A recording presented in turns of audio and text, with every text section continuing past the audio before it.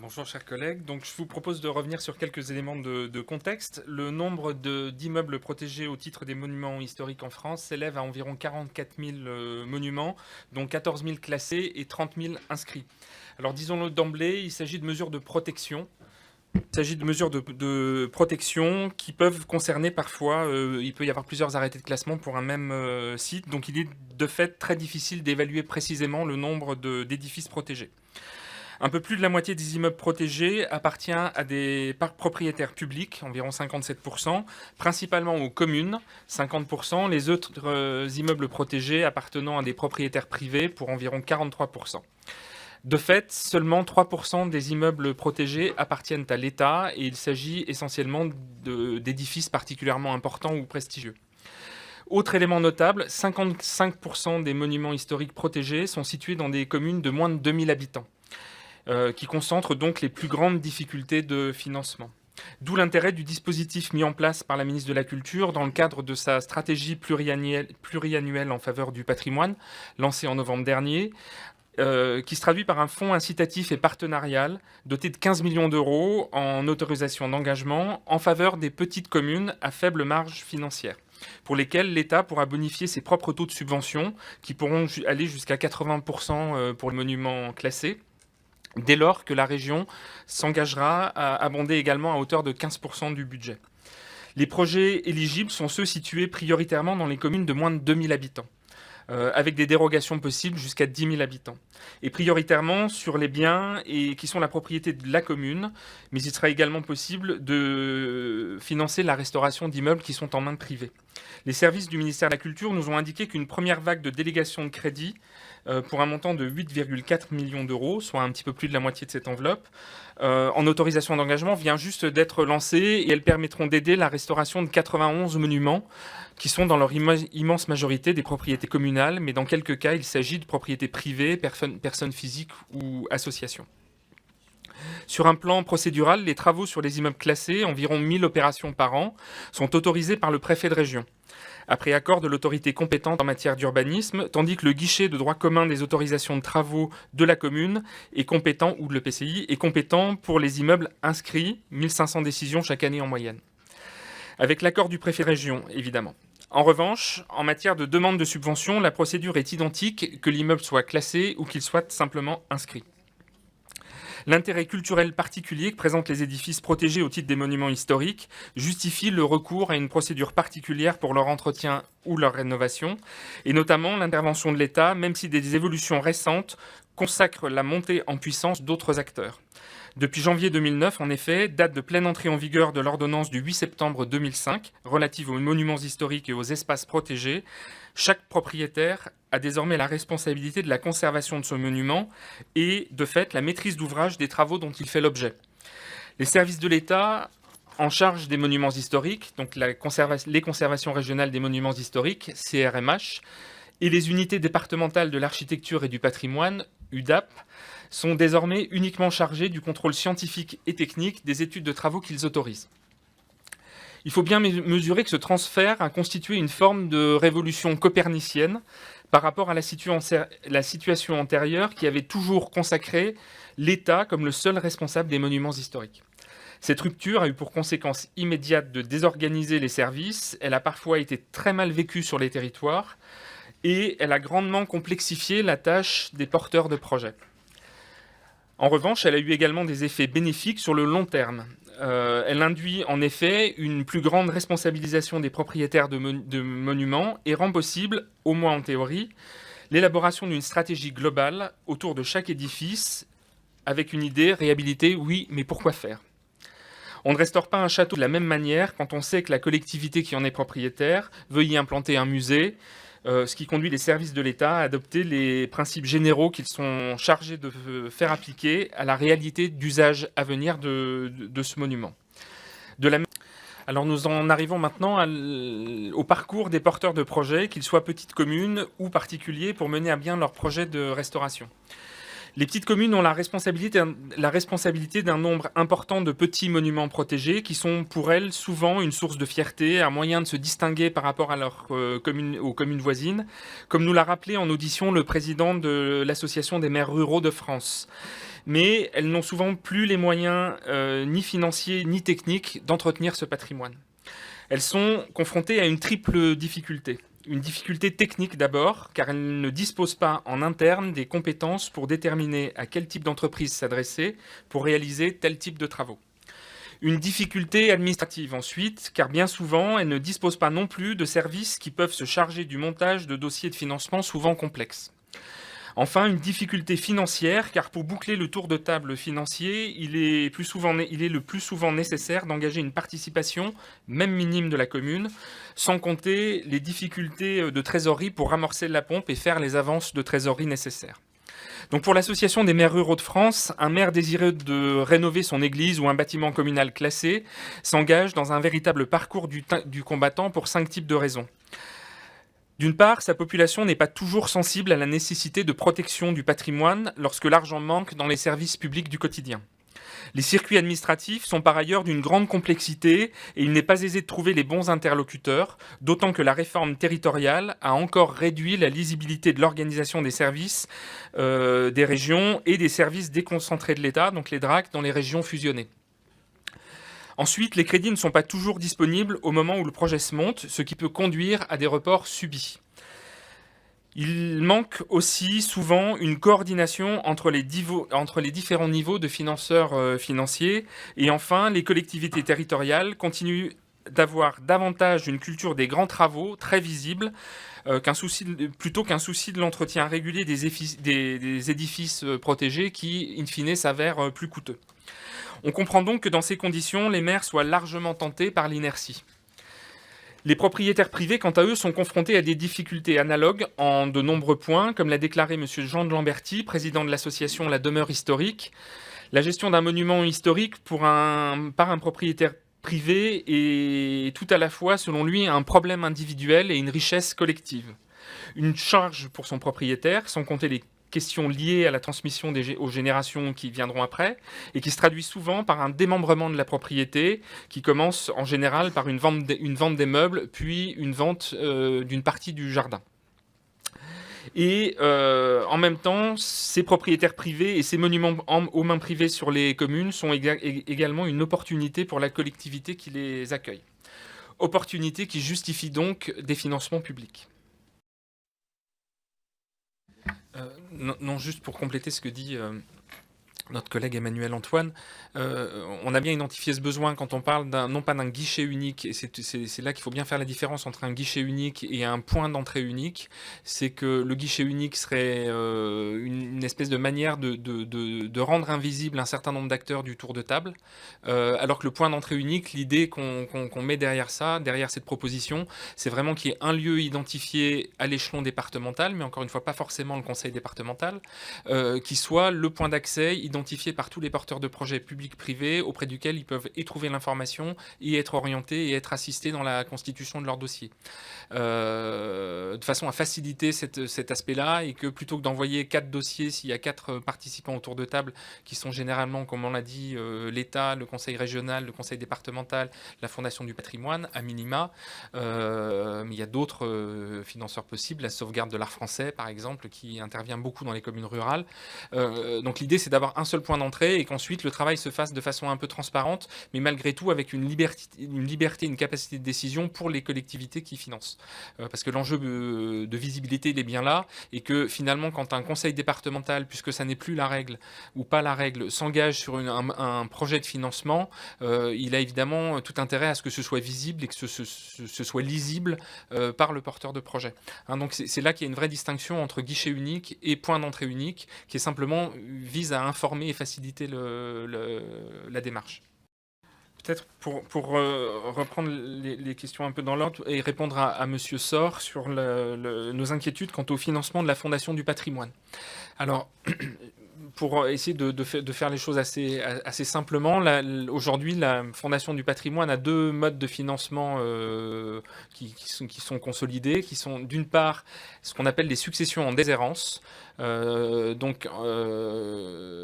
autrefois, la Fondation récupérait 50% du montant des successions en déshérence, donc des successions qui n'étaient pas réclamées ou pour lesquelles il n'y avait pas de bénéficiaires identifiés, et également les souscriptions. Donc ce sont tous les appels à souscription qui sont lancés en général associés à un projet, donc assez proche du projet à financer. On va lancer avec une mairie une souscription pour restaurer l'église. Donc ces deux modes de financement sont un petit peu chahutés depuis quelques temps, puisqu'on constate une baisse extrêmement significative des montants alloués sur les successions en déshérence. Donc une première réponse a été apportée, qui était de porter de 50% à 75% la part allouée à la Fondation de France, et malgré tout, on est sur une tendance baissière assez inquiétante. Donc j'ai rencontré les services de Bercy assez récemment pour essayer de creuser le sujet un peu avec eux.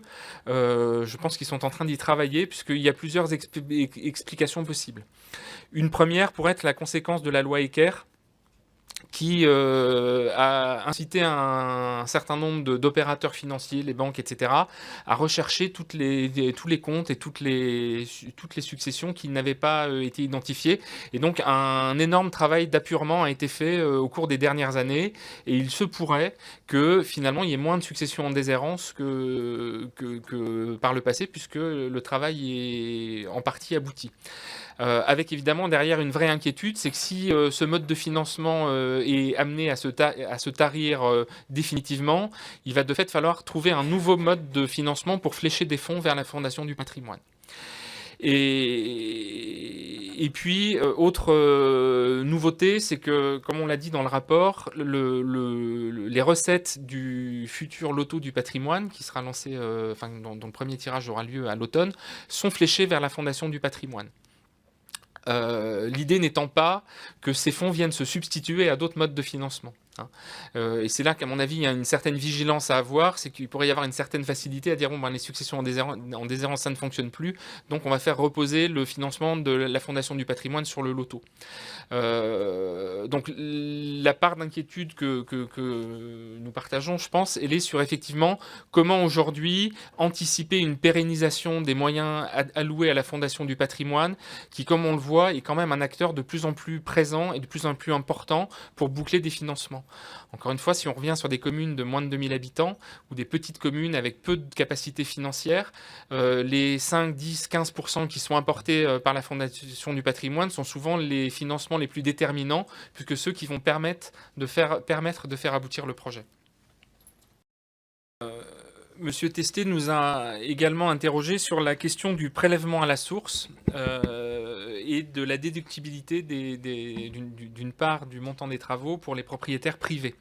Vous savez que c'est un sujet qui a été longuement débattu au moment du PLF 2018, puisqu'effectivement, une des conséquences du passage au prélèvement à la source mettait une certaine ambiguïté sur la déductibilité des travaux effectués en 2018.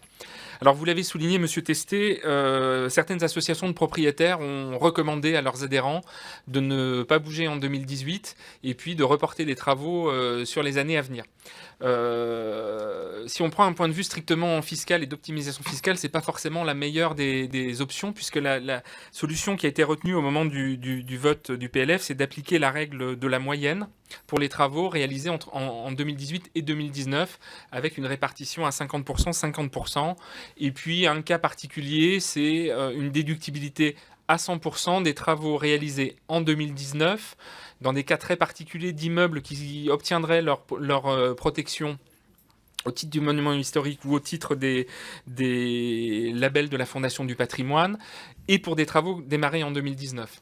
Donc aujourd'hui, la règle des 50-50 fait qu'on a tout intérêt, quand on est propriétaire, à poursuivre le fil normal de ces travaux, de façon à pouvoir lisser cette défiscalisation de 50% pour 2018 et 50% pour 2019.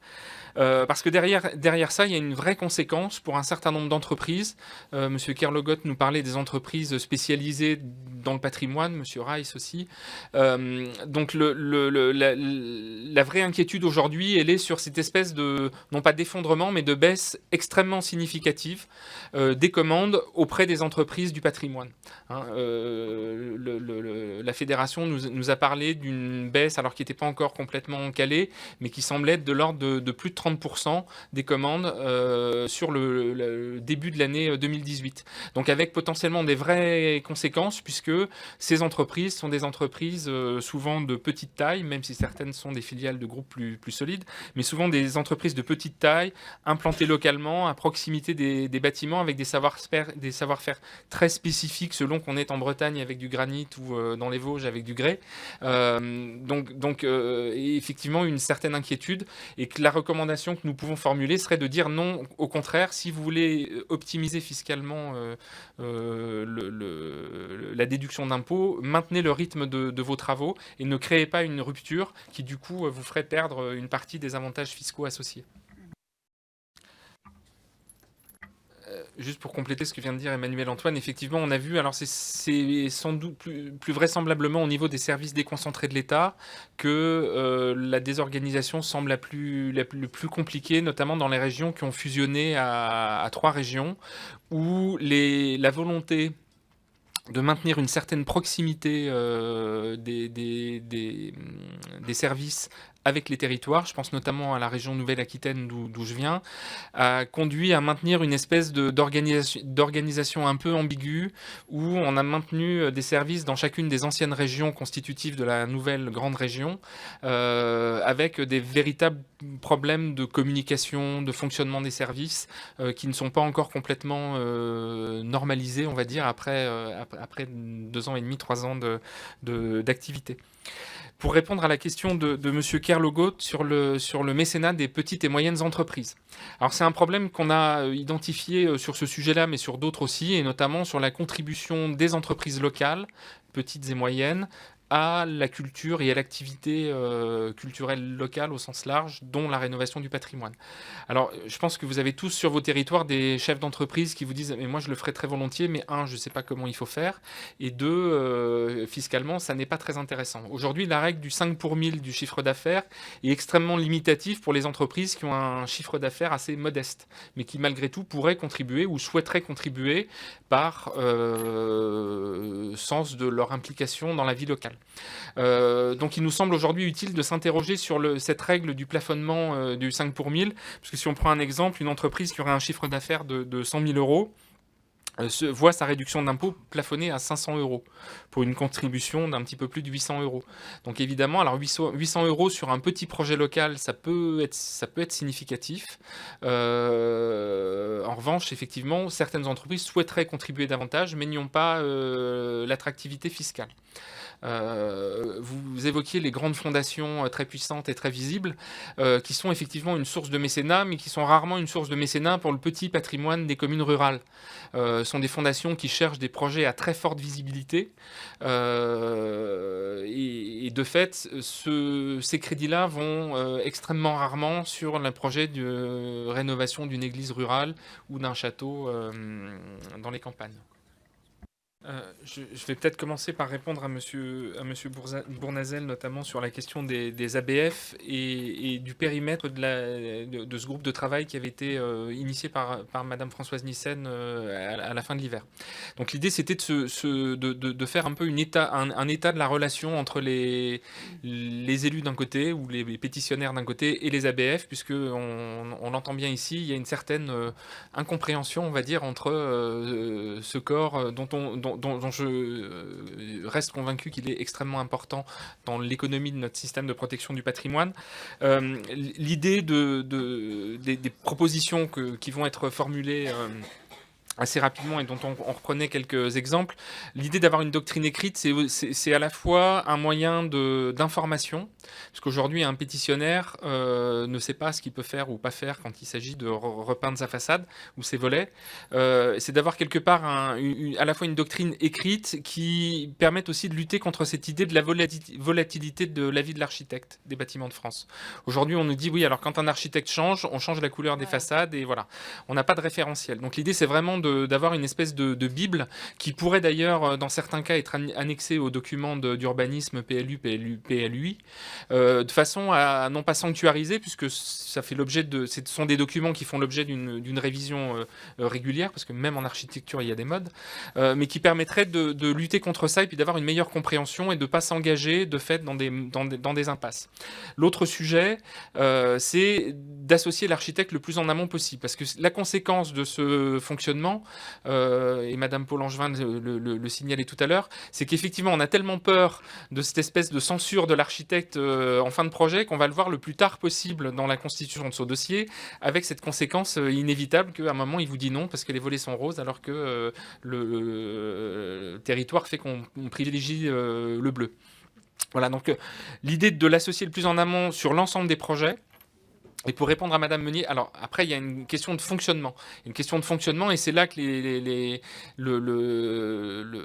l'initiative du ministère de la Culture est importante. Ce sont des services qui se sont beaucoup réformés déjà. On sait peu, on a souvent l'image de cet architecte des bâtiments de France un peu bourru, seul dans son bureau et qui prend des décisions comme ça qui semblent tomber du ciel. C'est une profession qui s'est beaucoup renouvelée avec des pratiques et une vraie volonté de la part des architectes des bâtiments de France, en tout cas tous ceux avec lesquels j'ai pu échanger, davantage de collégialité dans la décision et de se remettre dans ce rôle non pas de censeur mais de facilitateur des projets. Hein, donc il faut voir cette espèce de bascule générationnelle qui s'est produite au cours des dernières années et l'accompagner. Ensuite, il y a un véritable problème d'effectif. Aujourd'hui, vous avez des départements comme le Cantal, par exemple, qui n'ont pas dont l'UDAP n'a pas d'ABF. Donc vous avez un ABF du Puy-de-Dôme qui se déplace de temps en temps. Donc évidemment, aucun suivi de projet possible. Donc derrière, il y a une vraie consolidation des équipes qui est nécessaire. Mais c'est un sujet qu'on aura l'occasion de reprendre au moment du débat sur Elan. Et sans doute, peut-être, comme le disait M. Bournazel, d'intégrer quelques propositions dans le texte. C'est le sens de la saisine pour avis de notre commission. Alors, je ne voudrais pas botter en touche, mais il y a énormément de questions sur le sujet du financement, du crowdfunding et de ces nouveaux modes de financement. Notre mission portait sur l'aspect des financements publics. Et nous avons volontairement laissé un peu de côté cette dimension-là qui était plus dans le périmètre de la mission de Stéphane Bern. Et l'idée, c'était vraiment d'interroger les modes de financement existants et les dysfonctionnements induits par la réforme territoriale, potentiellement induits par les réformes territoriales. Et donc, nous avons volontairement laissé de ce côté, à l'exception de la Fondation du patrimoine, qui est dans un système un peu entre deux. Mais nous sommes d'accord qu'il y a énormément à faire sur la promotion du crowdfunding, parce qu'encore une fois, c'est souvent un mode de financement qui part du monument lui-même, donc avec un vrai intérêt et un vrai ancrage territorial, et que c'est sans doute un vrai levier. Quand on parlait des leviers, c'est de justement utiliser la proximité des associations et de ce tissu d'opérateurs du financement participatif pour développer la pratique. Mais c'était vraiment pas l'objet de notre étude. On l'a volontairement écarté dès le départ puisqu'il fallait réduire un peu le périmètre de la mission. Pour revenir sur la question de la sous-consommation des crédits, qui est quand même un peu le point de départ et le point central de cette réflexion, ce qui nous semble important, c'est à la fois de consolider les moyens, ce que nous avons signifié dans le rapport. Alors c'est fait pour les moyens de l'État, puisqu'il y a un engagement du ministère de la Culture de consolider ces moyens sur la mandature. Ça n'est pas encore complètement fixé dans les collectivités, et notamment dans les régions. Et puis cette consolidation, elle doit nécessairement être assortie d'une planification. On voit à travers les bonnes pratiques de la DRAC Bretagne, que finalement le meilleur outil, c'est un outil de planification à 3 ou 4 ans des chantiers à venir, piloté en l'occurrence par la Conservation régionale des monuments historiques, qui a de fait une visibilité et qui est en capacité, en suivant les projets, de savoir à peu près à quel moment les fonds vont devoir être débloqués. Et de ce fait, ils ont la capacité à optimiser la consommation des crédits. Et par exemple, la DRAC Bretagne fait partie des quelques DRAC qui bénéficient des remontées de crédits en provenance d'autres directions régionales en fin d'exercice, parce que justement, ils ont cette visibilité, et le fait d'accompagner le chantier à travers ces opérations d'AMO leur permet de savoir que les fonds devront être débloqués plutôt en fin 2018 ou début 2019. Et de fait d'ajuster leur planification financière de manière extrêmement efficace. Et puis, juste un aspect très court, c'est qu'on a noté dans le rapport certaines pratiques budgétaires, mauvaises pratiques budgétaires qui consistent à réaffecter sur l'archéologie préventive ou sur les langues régionales une part du budget, parce que ces deux lignes sont systématiquement sous-dotées en début d'exercice. Donc il y aura sans doute un petit travail de correction budgétaire à faire au moment de la discussion pour qu'on arrête avec ces sous-dotations de certaines enveloppes qui de fait vont, par effet de vase communicant, se servir sur l'enveloppe de la restauration du patrimoine. Sur la question du CAUE, qui est effectivement un très bel outil, un outil très utile à la fois en termes d'information, de pédagogie et de centres de ressources. La difficulté avec les CAUE aujourd'hui, c'est qu'il y a des vraies disparités d'une unité à l'autre et que du coup, il y a sans doute un sujet à interroger là, de voir comment, encore une fois, un CAUE comme l'Indre-et-Loire adossé à une ADAC donne des résultats absolument époustouflants. Il y a d'autres endroits où ça se passe un peu moins bien.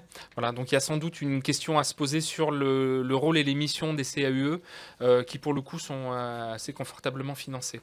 Et puis pour finir, je répondrai à M. Galbadon sur la question des 15 millions. Donc les 15 millions sont une enveloppe supplémentaire. Hein. Donc l'exercice budgétaire en 2018 pour Madame Nyssen, ça a été de consolider l'enveloppe générale de restauration du patrimoine qui est destinée à soutenir l'ensemble de la restauration de ces monuments classés, inscrits, publics ou privés, avec en plus ce fonds qui est fléché vers les petites communes pour non pas accélérer le nombre de projets, mais faire en sorte que les tours de table un peu compliqués puissent être bouclés. Donc c'est dans ce cadre-là qu'il faut voir effectivement 15 millions, c'est pas beaucoup. Mais en même temps, ça permet de faire avancer des projets qui étaient pour certains bloqués du fait de l'incapacité des collectivités à boucler leur tour de table. Et puis, deuxième aspect, c'est qu'on va aussi voir arriver, on l'espère assez prochainement, une enveloppe qu'on estime autour de 20 millions via la Fondation du patrimoine et qui sera le fruit du loto du patrimoine, qui viendront là aussi s'ajouter à ces mesures. Hein, donc, je dirais que les petits ruisseaux font les grandes rivières. Évidemment, on a un certain retard. Hein, si on prend les chiffres de consommation des crédits, on se rend compte qu'on a pris beaucoup de retard au cours des dernières années, puisque la politique et les moyens ont été quelquefois un peu chahutés au cours des 15-20 dernières années. Mais là, on est sur une trajectoire vertueuse qui montre que le problème a été saisi. Que le ministère s'en est emparé et que la volonté, c'est vraiment d'aller vite et d'aller de manière plus efficace possible sur la restauration de notre patrimoine. Alors très brièvement, pour revenir sur la dernière partie de votre question sur le mécénat et le déplafonnement, aujourd'hui le plafonnement il est de 5 pour 1000 du chiffre d'affaires. Donc 5 pour 1000 quand on est un groupe comme LVMH, évidemment, c'est des montants extrêmement importants. Quand on est une petite entreprise locale, 5 pour 1000 d'un chiffre d'affaires de 100 000, comme je disais tout à l'heure, c'est 500 euros. Donc 500 euros, certes c'est une contribution symbolique, mais aujourd'hui de fait, un certain nombre d'entreprises seraient prêtes à mettre davantage, mais n'y ont pas d'incitation fiscale. Donc le déplafonnement serait de travailler sur ces 5 pour 1000 en fonction de la taille de l'entreprise peut-être ou de réajuster par effet de vase communicant. Sur la question de la sous-dotation du budget, oui, c'est effectivement quelque chose qu'on a identifié, qui est une pratique fort ancienne. Si on se penche un peu sur les 10 dernières années, on se rend compte que systématiquement, ces deux budgets, archéologie préventive et soutien aux langues régionales, sont sous-dotés. Donc cet effet de vase communicant. Donc effectivement, il nous paraît de bonnes pratiques qu'au moment du débat budgétaire à venir, on rectifie cette sous-dotation pour en tout cas avoir ce qui me semble aussi intéressant du point de vue du soutien aux langues régionales, que de savoir quel budget on y consacre et quel effort on fait pour le soutien à nos langues régionales. Et puis sur la question de la décentralisation, effectivement il y a un certain nombre de compétences et notamment la compétence de l'inventaire qui ont été décentralisées. En général ça ne s'est pas accompagné de moyens. Alors sur le fond, ça paraît complètement pertinent qu'une région ait le contrôle et la visibilité, la lisibilité et la responsabilité de son patrimoine. A fortiori quand on est un territoire insulaire comme la Corse. Parce qu'on se dit que la connaissance est là. Après, certaines collectivités se sont emparées du sujet, très bien, on l'a vu dans la région Grand Est, où il y a une espèce de continuité, puisque c'est finalement le conservateur régional des monuments historiques qui est passé à la région pour devenir conservateur à l'inventaire, et qui du coup a cette espèce de double lecture qui était autrefois la lecture des services de l'État et maintenant a amené des vraies compétences à l'échelon régional. C'est pas le cas partout de la même façon. Notamment dans les territoires ultramarins, aujourd'hui, on a une vraie difficulté à s'emparer du sujet, pour se l'approprier et le faire vivre autrement qu'à travers le prisme très centralisateur d'un ministère de la Culture qui décide de ce qui est digne d'intérêt ou pas sur l'ensemble du territoire. Donc effectivement, après, c'est une question de choix politiques, stratégiques et pour le coup financiers des collectivités qui ont récupéré la compétence.